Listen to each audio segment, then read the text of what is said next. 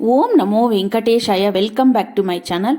ఈ వీడియో ఎవరైనా కొత్తగా చూస్తున్నట్టయితే నా ఛానల్ సబ్స్క్రైబ్ చేసుకోగలరు. మీకు ఈ వీడియో నచ్చితే లైక్ చేయండి. మీరు లైక్ చేయడం వల్ల ఈ వీడియో అనేది ఇంకా 10 మంది భక్తులకి అయితే షేర్ అవుతుందండి. తిరుమల శ్రీ వెంకటేశ్వర స్వామిని శ్రీ మలయప్ప స్వామివారు అనేసి పిలుస్తారు. ఎందుకు అనేసి తెలుసుకుందామండి ఇప్పుడు. తిరుమల శ్రీ వెంకటేశ్వర స్వామి యొక్క ఉత్సవమూర్తిని మలయప్ప స్వామివారు అంటారు.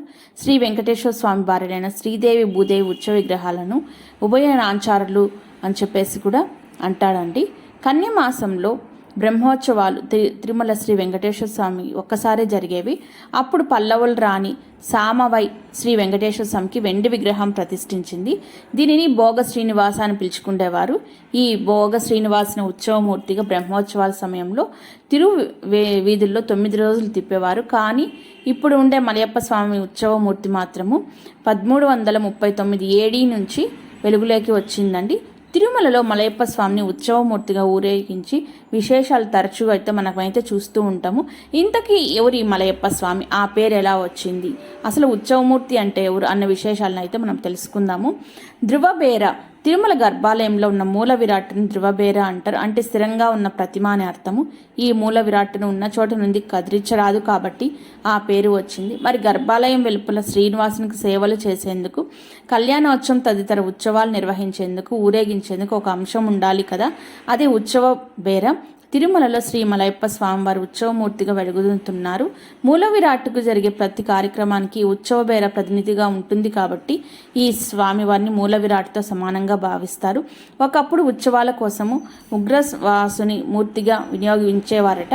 అయితే ఒకానొక బ్రహ్మోత్సవాల సందర్భంలో స్వామివారి ఊరేగింపు జరిగే సమయంలో చుట్టుపక్కల మంటలు చెలరేగాయి. ఎందుకు ఇలా జరిగింది అని భక్తులు అర్చకులు ఆందోళన పడుతుండగా ఒక భక్తుని ద్వారా స్వామివారు తన సందేశాన్ని వినిపించాడనేసి అంటారు. మారుతున్న కాలానికి అనుగుణంగా మరో సౌమ్యమైన మూర్తిని ఉత్సవాల కోసం వినియోగించమని చెప్పేది ఆ సందేశము.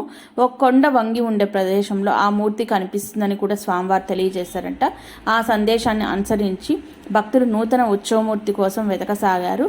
అలా వారికి ఒకచోట శ్రీదేవి భూదేవి సహితం వెంకటేశ్వర విగ్రహాలు లభించాయి.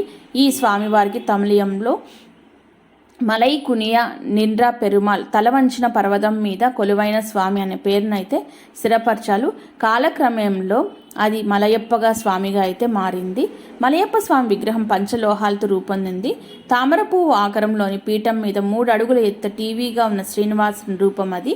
శంకు చక్రాలతో వరద హస్తంతోనూ స్వామివారి దివ్య మంగళ రూపం ఉంటుంది. ఈ విగ్రహానికి కుడివైపున శ్రీదేవి, ఎడమవైపున భూదేవి అమ్మవార్ల విగ్రహాలు ఉంటాయి. ఈ 2 విగ్రహాలు ఒకేలా ఉంటాయి, కాకపోతే భంగిమలు అటు ఇటుగా ఉంటాయి అంతే.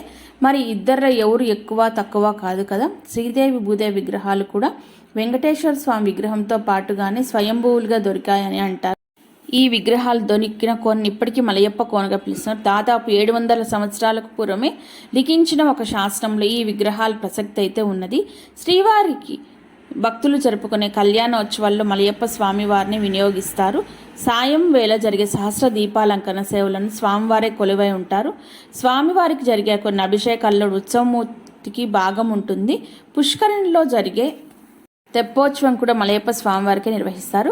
ఇంకా పద్మావతి పరిణయం, బ్రహ్మోత్సవాల వంటి ఉత్సవాల సందర్భంగా మలయప్ప స్వామివారు గజ, అశ్వ, గరుడ, శేష తదితర వాహనాల్లో వైభవంగా ఊరేగుతూ భక్తులకైతే ఆశీస్సులను అయితే అందిస్తారండి.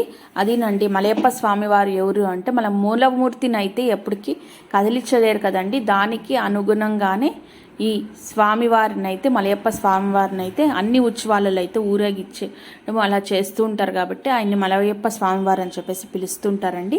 ఈ వీడియోస్ మీకు నచ్చితే లైక్ చేయండి, షేర్ చేయండి, నా ఛానల్ సబ్స్క్రైబ్ చేసుకోండి. ఇలాంటి మరొక వీడియోతో మేము ముందుంటానండి.